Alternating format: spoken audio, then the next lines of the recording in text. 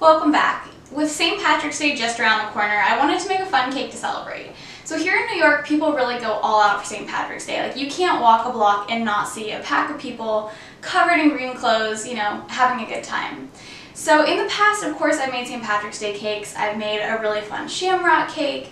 I've made a green Corneli lace cake, which is really pretty. And I've made a beer mug cake. And those are a lot of the things I associate with St. Patrick's Day. And the one thing that I do think of when I think St. Patrick's Day that I haven't done yet is doing something with Baileys. So in my younger days, I've definitely taken a shot of this before, and I've also had it in coffee. And Baileys is a whiskey-based and cream-based liqueur, so it's pretty rich. Even if you're not the biggest whiskey fan, it's not a super strong flavor, and when it's paired with the cocoa in this cake, it really tastes wonderful. So even if you're not a big whiskey fan, you still have to give this a try. This recipe is actually the very first chocolate cake recipe I ever got comfortable with and really loved. It comes together in one bowl, which is great, but it doesn't actually have the same structure that my chocolate layer cake has. So it's a little bit softer, it's really moist, and it's going to go really well with the Baileys buttercream that we're going to decorate this cake with. So next I'm going to show you how we make the batter. So I'm starting off by adding in 2 cups of all-purpose flour, 2 cups of granulated sugar, 3/4 of a cup of sifted cocoa powder, and then a teaspoon of salt, 1½ teaspoons of baking soda, and 2 teaspoons of baking powder. So I'm just going to give these a quick little stir to get them mixed together. Now that my dry ingredients are all together, I'm going to add in a 1/2 cup of buttermilk, 1/2 cup of vegetable oil, and 1 cup of very hot water.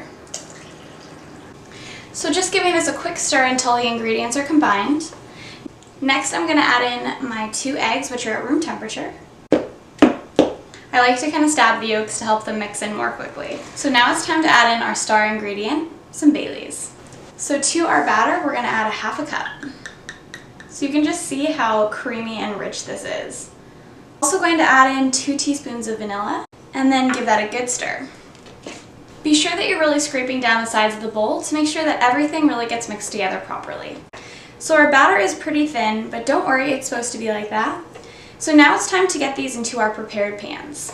So I'm going to pour my batter evenly between my 3 prepared cake pans, and then I'm going to pop them into my preheated 350-degree oven. While our cake layers are baking up, we're going to work on our ganache and our frosting. So starting with the ganache, just because it needs a little bit of time to cool down.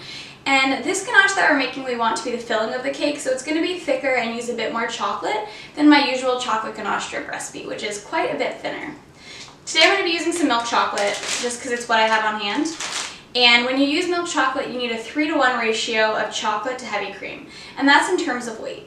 So this bag of milk chocolate is 283 grams, so I'm going to be using about 94 grams of a mixture of heavy cream and Baileys.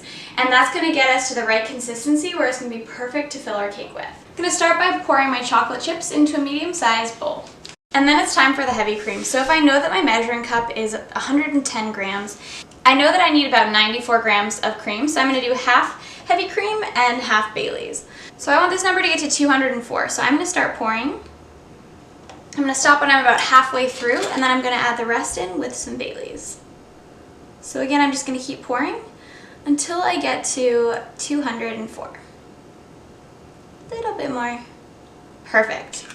So I put my heavy cream in a medium-sized pot and heat it over medium-high heat until it just began to boil. And now I'm just going to pour this over my chocolate.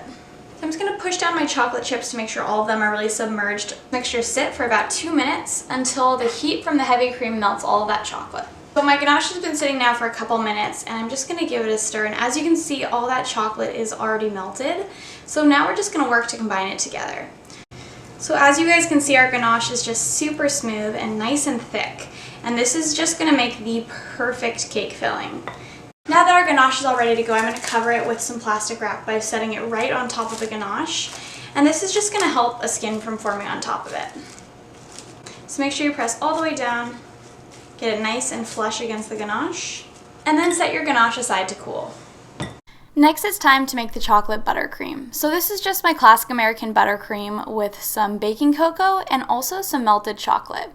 I also add in some Baileys to really give this frosting an extra kick. You can see how rich and delicious it is, and it's going to pair so well with that Baileys ganache. So our cake layers are fully cooled now. They're cold to the touch, and I'm actually just gonna pop them right out of the pans. So to do this, I'm just gonna flip my pan, and there we go. All right, you guys, so our cake layers are now ready to be decorated. Now it's time to assemble our cake. So I'm gonna grab a little bit of buttercream here and just spread a dab onto my 10-inch grease-proof cake board. And this is just gonna help keep our cake nice and secure as we assemble it. We're gonna start off by adding a nice layer of that Bailey's chocolate buttercream. I like to add it to the center of the cake and then slowly work my way out to the edge with a large offset spatula. Since we're gonna be adding both ganache and chocolate frosting today, I'm gonna actually chill the cake between adding both layers of filling so that they don't mix together. And that just creates a fun look for when you cut into the cake. So now that I have a level layer of buttercream, I'm gonna chill the cake for about 5 minutes in the freezer. And then we're gonna add on some chocolate ganache.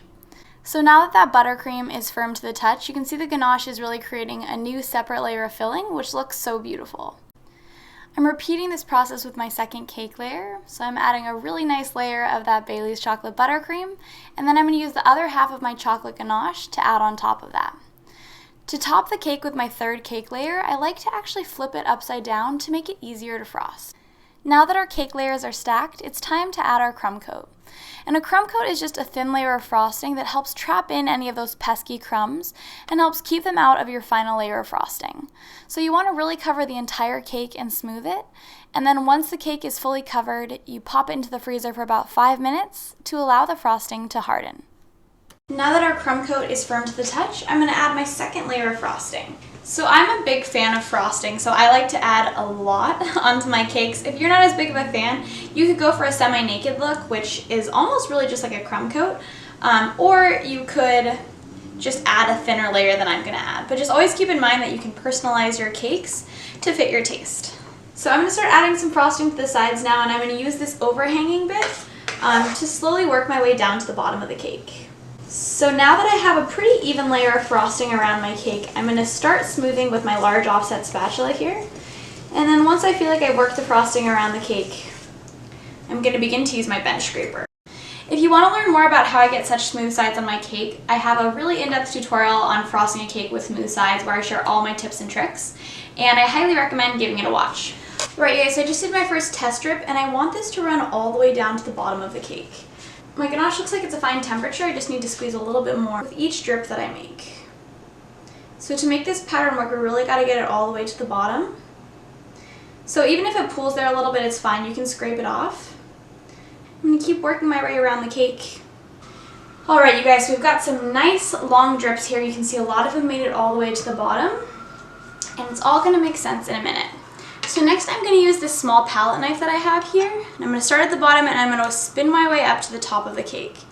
So here goes nothing. So first I'm just going to make one pass around the base, and then I'm slowly going to work my way up.